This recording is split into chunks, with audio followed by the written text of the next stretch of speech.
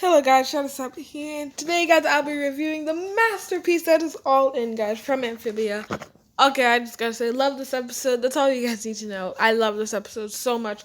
So well done, in every sense of the word, guys. I am beyond impressed with the episode. It just fits Amphibia, and it was almost like a season finale until the ending.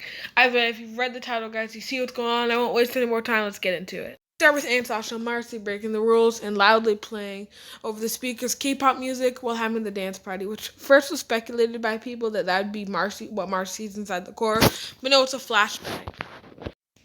After they all get in trouble, Sasha gets a very light talking to, and so does Marcy. But when Anne goes in expecting the same treatment, she's greeted with the principal talking to her more as a person who's dragged along by Marcy and Sasha, instead of just one of them. And the reason this is because she sees Anne as something more and feels like the other two kind of just drag her into stuff, which really layers Marcy and Sasha's character again as what they used to be. After the principal does not believe it when Anne says the K-pop was also her idea, she assigns Anne an essay to talk about what she wants to be when she grows up and how she plans to achieve it. They also throw in an Easter egg afterwards when the principal says tomorrow's her birthday, meaning that this is the day before they went to Amphibia. We cut back after this quick flashback to all the resistance trapped in these different things. And okay, guys, the only thing I'm disappointed in this episode, the only thing is that there's some speculation that Anne may have to fight her friends because of them getting fitted for these collars, and that kind of went nowhere. That's my only issue with this episode, guys. Besides that, perfect. Andrias monologues a bit about Earth being taken over, how it needs its resources, and probably going to destroy them all. Meanwhile, Darcy fires this laser/gun turret thing on the bottom of their statue. That releases two giant mind-controlled, bloodthirsty herons. When the military sees all that's happening with these monsters, they come to attack those giant herons, but effortlessly the herons throw all their missiles back. Anne almost goes Super Saiyan Blue, but Polly warns that she shouldn't because she'll pass out, and instead they use Frobo to scan the area and get them away out by lasering the floor. After some smart talk from Polly and some not so great landing and timing from the rest of them, they all see all the carnage created by Andrias and get ready to fight back. And guys, in this backstory, we do learn a lot, which is really crazy. One, Hot Pop, we learned that he actually is way better at fighting than I assumed in the original series. He actually marked one of the herons by attacking it. And this reveals that these two herons are the exact two herons that took their parents. And later on in the episode, we also learned that all Sprig remembers from that day is their terrible cries, which is pretty creepy.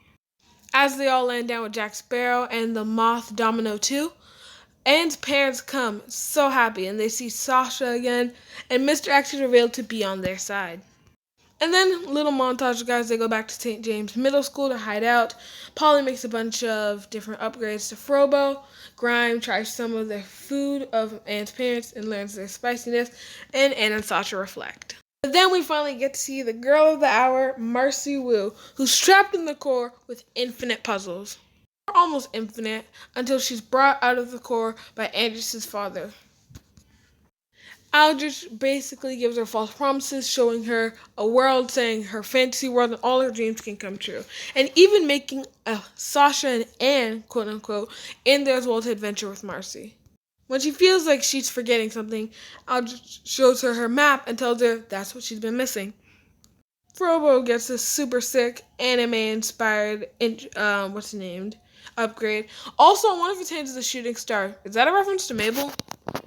Sprig and Hop Frop reflect on the letter, which also disproves some theories. People were talking about Sprig saw stuff on the letter but hid it. I didn't believe that. So yeah, him talking with Hop Up pretty much proves he didn't see anything on that letter.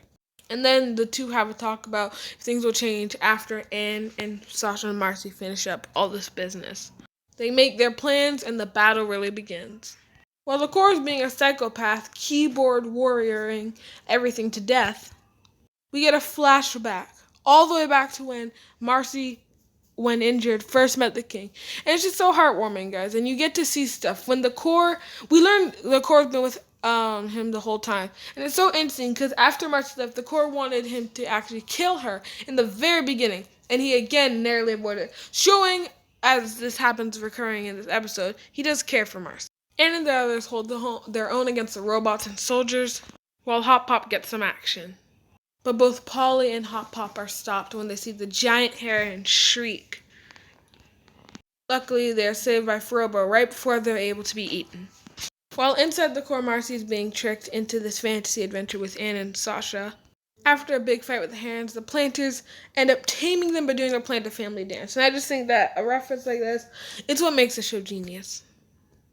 And then comes probably one of the biggest fights of the whole episode of Darcy versus Grime and Sasha. This is also coupled with one of the coolest shots of the entire show, Darcy and Sasha clashing. Anne effortlessly throws and wields Tritonio's family sword.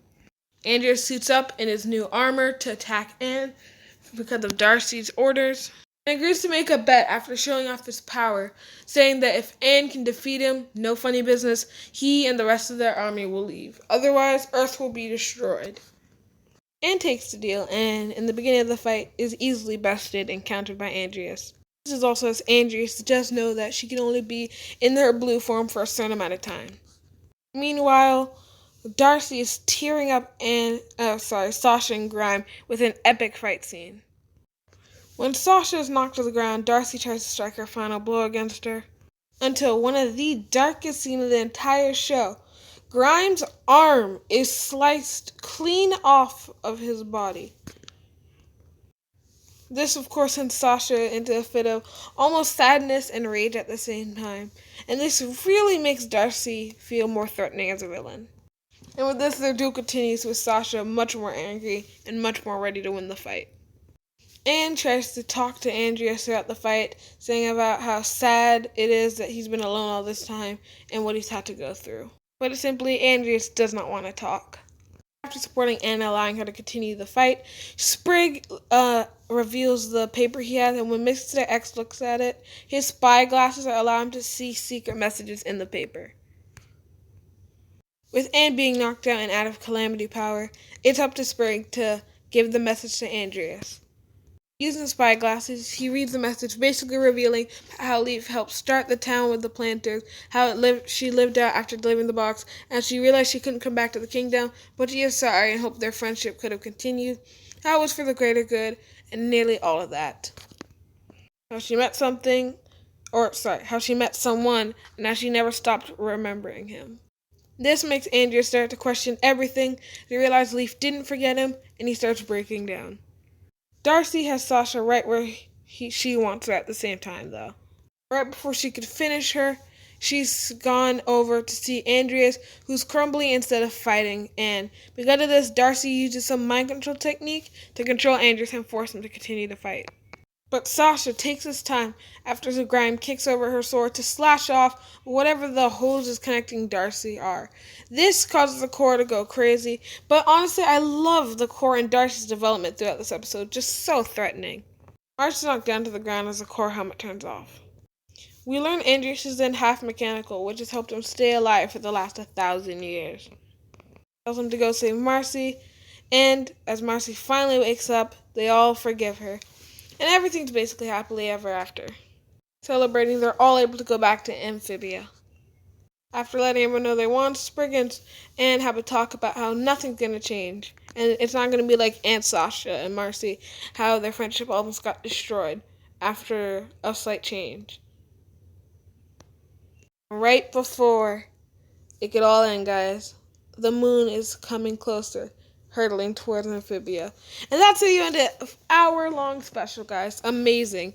I've talked about the Red Moon before in my theories. Go check them out, guys, about what's going to happen. I've been right about this, guys. From way back in season 2, I predicted the moon's going to have a lot of significance. So come on, guys. Just give me that, please. I hope you enjoyed this review. But honestly, I don't feel like my review did it justice, guys, because I condensed an hour-long scene into about 10 minutes. Go check out the full episode if you can find it, guys. Hope you enjoyed. Have a nice day.